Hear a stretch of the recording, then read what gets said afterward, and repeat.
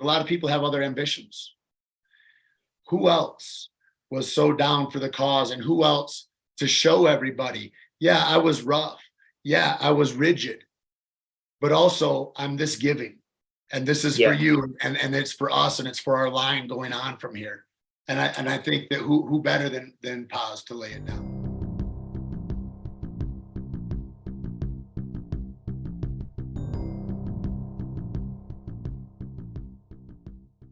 Hey guys, welcome back to another episode of the Nexus Podcast. Today we are joined by the Mandalorian star Tait Fletcher, who is known for playing Paz Visla on the show. He also has credits on John Wick and Jumanji. So Tait, thank you so much for joining us today. I appreciate your time. Man, good to be here. Thanks for having me. No worries, it's my pleasure, honestly. I'm just going to dive in straight to all things Star Wars and Mandalorian.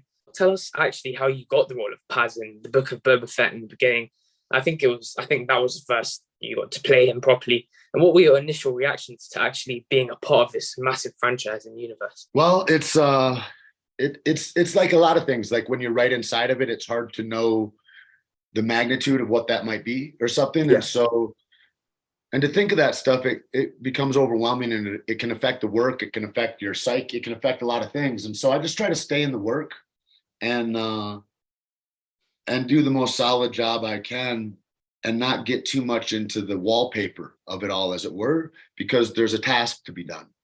And so I'm really good at that. The way I got the job is just like a lot of other jobs. You know, there's guys that are in the industry that are directors, second unit directors, stunt coordinators, and they go, hey, we need a guy that can be all the action bit that we need, and then we need a guy that can also act, though. And those aren't always the same guy. For me, that's been where I live. I've been that guy, and I've trained my martial arts and physicality into stage acting and into how to perform on TV in a way that I can do measures, I can do practices that get better at that all the time. So I'm always working at that stuff. And so I just went into an audition. I saw the regular guys that are there, and then I did the audition. And the audition was actually not for Paz Visla; it was for Alpha Trawler. And so that was the beginning of all of the Mando in season 1, if you remember, is when Mando comes in and I'm the first guy that braces him. You spilled my drink. Right. And then John's like, well, I need you to also play this other guy. And so I started getting measured and everything for the suit and all that. Yeah. And nobody really knew what it was. You know, we weren't, I mean, Legacy Effects is making it, and they don't know what it is.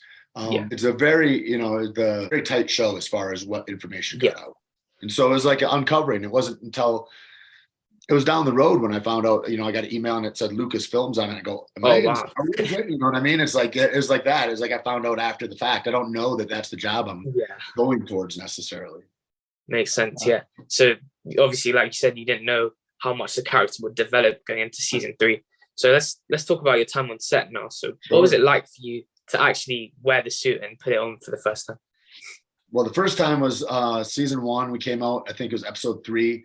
And it was the first time I met Emily, the armorer. First time I'd worked with Lateef Crowder and Brendan Wayne, who represent Mando. And so we went through little fight scenes and stuff and got to know each other. But wearing the suit, the first time I came out with the suit, it was a big deal. And I didn't know it was a big deal. I'm just going to set. I'm just going to work. Yeah. And then they go, no, all these producers and these heads of departments of Disney are outside, and they need to see you, and they want to know what the toy is going to look like. Right. Yeah. And so I'm out displaying it for the first time. I'm seeing it. They're seeing it in motion and all that. And I was like, oh, this is crazy. This is crazy. And then, we start taking pictures. I do all the stylized pictures for all the toys and everything like that. And I was like, this is bananas. It was really, it's been great, but everybody wants to know, how did you get that job? And it's like, and I only assume because they'd like to have a job like that. And I don't know, I don't know how I got a job on Breaking Bad. I do know, I know these things, but it's like, all I did was followed what I loved, and I stayed on that road, right? It's 100%. Easy to follow what you love and not get rewarded for it soon enough. Yeah. And you go, I'm out. I'm off this road. I've got to do something but if you have a passion and a love for whatever that 100%. Thing is, it's hard to let, and if you don't let go of that and you continue to go, well, you become an expert in your field. Completely agree. And that's when, you know, everybody, they talk about luck, you know, where preparation meets opportunity. Yeah. But everybody leaves beforehand, or they Yeah. pretend like opportunities aren't going by all the time. And so I think I'd had the benefit in my life of seeing opportunities go by that I wasn't prepared for, and then being gutted. 100%. Like, 100%. oh my God, I can't ever I have to be prepared. Yeah. And so then I kind of just set my course in how to be best prepared to show up to be the most useful for life, wherever that is in my community, right? Yeah, and I think that speaks more to like what got your next job or whatever than anything like, oh, you got a SAG award for that. Like all that stuff is wallpaper. It's air. Yeah. It's the work you can put it in the day. Yeah. 100%. 100%. And how did it feel for you to get this role at that time in your career, that point in your career? Let's see. I got the job, and I, you know, you don't know how long it's going to go. You don't know what it all is really. And it was like, I got another job and it was great. And then I went for the first season, and then I went on another job and I got really hurt. I got a horrible head injury, and I was, you know, even now I'm still recovering from it. And so it was a lot. It's been a lot the last few years, but carrying that role has for sure helped me heal. This last season that we did was just tremendous, man. Yeah. The amount of work that we put in there, the output was incredible. You can see it on screen as well, honestly. Yeah. And I'm really proud of that work for a lot of 100%. reasons, you know? Yeah, 100%. And going into when you first started working on set, I think it was Book of Boba Fett, you had a major fight scene with the Darksaber as well. So now tell us, what was it actually like to pick up an iconic weapon like the Darksaber and actually fight with it against Din Djarin? Well, that was one of the guys that I'd gone in on the audition with. He doubled me on that fight scene across the ramp. And so I was on another part of set that day. Okay. And so I didn't do that part, but the dude that did that is they call him Stunt Batman on Instagram, and Rick Citron. And you know, he doubles for Batman. He does a lot of stuff. Wow, nice. And really, really, really talented guy. But that's the guy that did that. But haven't had experience with that, like wielding axes or whatever. It's like, you know, these are rubberized or whatever weapons a lot of the time. I mean, sometimes functional, but depending on safety and who's in the action. And that kind of stuff you have to make look heavy. I mean, I watched a guy unload a truck the other day on a TV show, and they're unloading all these boxes that are, I don't know if it's, and it's just like, you can tell it's just cardboard in there. I'm like, you guys, man, like that little stuff, it takes me so out of and so those details of when you're dragging that up and making it look heavy and making it look like there's gravity and velocity to it, that's part of the job. Yeah. There's a lot of cool artists out there, man. Yeah, I know, I can imagine, 100%. And now going into when you got more time on The Mandalorian in season 3, how did you feel after the Book of Boba Fett that you had the chance to come back, reprise the character? And now in season 3, he has more development. He has a family as well. So how does it feel? How does it feel for you? I'm so proud of it, man. You know, I don't know what it's going to be, but to be on set for that last year was a really huge thing for my life. Where I was at healing and a huge thing for my life in like the macro of it, of like, this is a huge addition of, you know, part of your legacy in a way. How it felt on the set was magical every day. It felt like, you know, I say it all the time, and now I hear it around, but it's like it's being in a master class. You're around people that are at the highest excellence of their craft. And whether that's the prop master, whether that's Filoni, whether whomever I'm speaking, like everybody in those, it's just to be around that kind of excellence, it rubs on you. And 100%. You get better in real time, you know, and you get better in real time when you get to play in front of a director. Yeah. When it's not a tight role that's like, you come in, hey, you stole my cat. What do you mean? And then you get punched or whatever. Like, and there's not a lot of room in that, right? But inside of this stuff, it's like, there's a lot of choices you get to make, and there's a lot of comforts that you get to settle into just by having time on the job. And a lot of people try to learn to act in school. I mean, there's a lot of different ways to go about it, but of course, yeah. I talked to a couple guys, Vincent D'Onofrio and Chris Pratt, both separately, and they gave me the same answer. I said, how do you get better as an actor, as a performer? And they said, I hate to tell you know, and I'm asking like, what classes can I go to? Who's a good, you know, all that. And they said, there's really no place except to be on film, on set with the director that lets you play. And that's the only place you can grow in real time like that. And it made sense to me as an athlete, because records aren't broken in practice rooms. Records are broken on the podium on game day, 100%. right? That's when the effort is out there. Yeah. And so when and they say action, that's when the growth happens.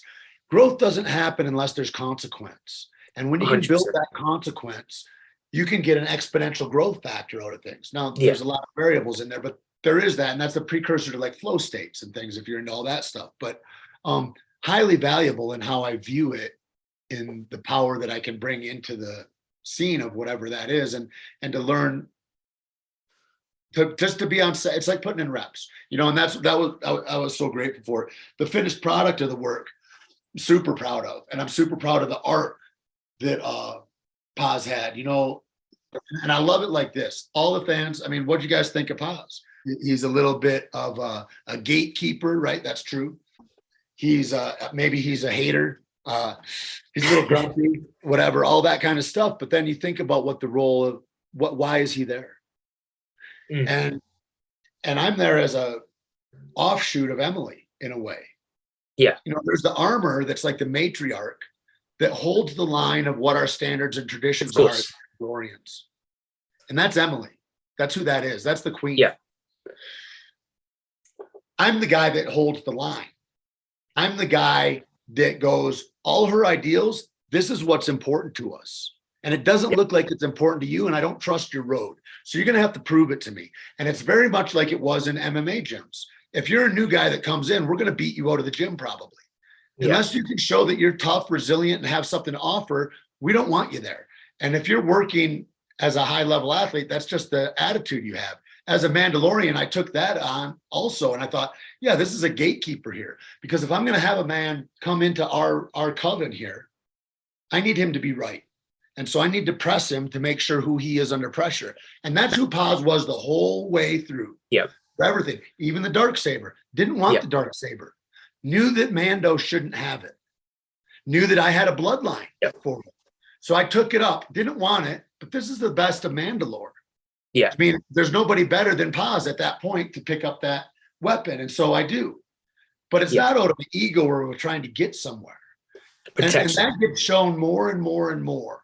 That when I give the speech in the cave, and I bring everybody together, it's to show, you got to hold the line for tradition, because as change comes, which is inevitable, it's important, but we have to see what's sustainable and not if we're in a tenuous situation with our people. And so I have to make sure that if taking the helmets off is the way to go, I got to make sure that there's not downstream effects to that for my people. And so I think that Paz was doing that through the whole thing. And then when he made that speech, he's like, we got to acquiesce a little bit, because the end of the game isn't whether you're doing it right or you're doing it right. It's that we're united and that we 100%. Can come together. And that was who he was through the whole arc of season 1 to season 3. And I love that. And I love that the fans felt differently about that. You know, that they at first they're like, he's kind of sour. And then they're like, oh my God. Yeah, the arc is a beautiful hero character. I'm so really good. I'm so proud. Yeah, I can imagine. And obviously last week's episode, he met an unfortunate fate and he died like a true hero and a true warrior, like you said. And you know, you were literally trending for 3 days straight after this happened. And honestly, it was your episode that killed it. Yeah, it was crazy. So on that note, how does it feel to you that it was your character, Paz, that had to make this noble sacrifice and had to stand out for the crowd and be the hero? I think who else? You know what I mean? That's true. And that's true. Everybody else has, not everybody else, but a lot of people have other ambitions. Who else was so down for the cause, and who else to show everybody, I was rough. I was rigid, but also I'm this giving, and this is for you, and it's for us, and it's for our line going on from here. And I think that who better than Paz to lay it down. Yeah, there was part of that development. And who could take the heat. I mean, to walk through the hellstorm of what all that was, that was a certain guy that could do that. Yeah, I think it was a nice way to wrap up your character as well. And now we know in Star Wars and the universe as a whole, characters can come back because Dave Filoni, John, they're exploring gaps in the universe, in the timeline. So speaking about this, could you see Paz returning in a spin-off show about your past or the history Yeah, of a bunch I of really Mandalorian. think I think there's a great opportunity for like a prequel of Yeah, Mandalorian, like exactly. in our heyday when it was beautiful cities Yeah, and modernization. What was that like? What was it like in the heyday of the Mandalorian, where you have them in an idea not of a beaten people that is hiding in sewers, but of people that were noble people that were running kingdoms. I mean, because that's the arc that you're seeing, and I think that story would be really cool. yeah. There's a story to tell. 100%. Dovetail into where this Yeah. went. Then So also, man, I want to play record. yeah, 100%, 100%. So let's talk about a little bit about the season 3 finale. So we know your character Paz probably won't be in it, not sure, but Unless I'm tell in a us what. back to tank or something. We Yeah, don't I know. know. We You don't never know. know. It's Star Wars. It's Star Wars. So tell us a bit what fans can expect as they approach this last episode from what you know. It's interesting, the flow of this season has been up and down in everybody's estimation, as far as, some of them, they're like that. Okay, so we're getting a whole backstory that doesn't have much to do with the Mandalorian, that's for something else that we don't know about in another show that's coming or something. There's a couple episodes that were kind of like that for me. Yeah. And then there are the episodes that it's like the opening episode, last week's episode, the week before that. I think I think last week's episode, it was a game crazy, changer. maybe this season, yeah, it was a game changer for this season, 100%. And I would also say that it's the best hour of Star Wars. Yeah. Since I saw Star Wars as a little kid, you know what I mean? It's like it was a tremendous. Yeah. I mean, really well done, Rick. Really crazy. Yeah. It was incredible. And what do you have coming up for us in the future as an actor? Your trajectory. Let's move away from Star Wars now. Okay. Well, I also I'm going to cons. I'm doing that kind of stuff. I have a coffee company. Nice. Just kind of Caveman Coffee is our coffee. Oh, nice. We do nitros. Awesome. Sounds good. Yeah. And so I work at that, and then I'm on a job now with nice. Another group that is doing a Western right now from the fellow that wrote The Revenant. And so that ought to be pretty cool, directed by Peter Berg, Taylor Kitsch. And then I'm out to another Western in May, and just working it out like that, and focusing a lot of my off time on Caveman Coffee, and then renovating a house here in Santa Fe. So I'm staying busy, Yeah. Awesome. Yeah, that's great. We go to a therapy group this afternoon, and we nice. go and with these horses. And so we're in a horse stable with horses all day, helping kids from the group homes or different people. That's incredible. It's really cool. It's really cool. That's incredible. I'm super excited about it. Doing stuff like that. All the stuff, the Star Wars, the jobs, the coolest job I'm excited about. And you as a young person, it's like to be doing what you're doing and the gumption that it takes to go and put this out and do all that. Like a podcaster, I get it, and I'm really impressed. And you stay the course with consistency, and you'll win. All right. And that's what you got to pay attention to. But the stopping, it takes the tension away, and you start all over again down the road older. And so I think that you pay attention to the thing that you love, that you can curate, that you have ownership of. In the film industry, you don't have agency. You don't own yourself really, unless you've written it, unless you're the showrunner, something like that, right? And so my friend Keith Jardine, who I used to fight with, and who he's one of the owners of Caveman Coffee, also with me, nice. And also Lacey Mackey is one of the owners of Caveman Coffee. She's a personal trainer started with Tom Cruise, and now she's out with Burt Kreischer in Australia on tour and all this stuff. But we'd always hustle a lot of different ways, and this is one of them. This has been going on 10 years, but it's like I never counted on a paycheck from a consistent place. Make my own thing happen. 100%. And that became the deal. And so to do a life like that isn't like I go to work, I clock in, I come home, and then I check out, or I can play with I have this time. It's like build your life. And there's such a huge responsibility in that. It can be daunting. But if there's no other way for you but to do that, if that's what your soul cries for, then the other part of the life is how to curate yourself so you have a calm balance. How are you curating the mind and the body and your spirit so that you are in a place where you can hold conversations that are meaningful and deep for yourself. like and all that. And so like I spend a lot of time with that. I spend a lot of time on recovery. That's great. Yeah. I've thrown my body through the ringer. So I do ice baths, I do light therapies. I'm constantly exploring the edges of self and comfort to get a better result in nutrition. And so that becomes part of it, you know? Yeah, like, 100%. how do you need to take care of yourself as you collect, you know, all the grime from life? You've got to find a way to shush that off. And I didn't know that really till later, but it's, that's part of what I'm doing anyway, if that makes sense. Of course, yeah, the mentality is truly incredible. So yeah, that's all from me. Thank you so much for your time today. I really appreciate it. Right on. All right. Have a great day, man. Nice talking You to you. too.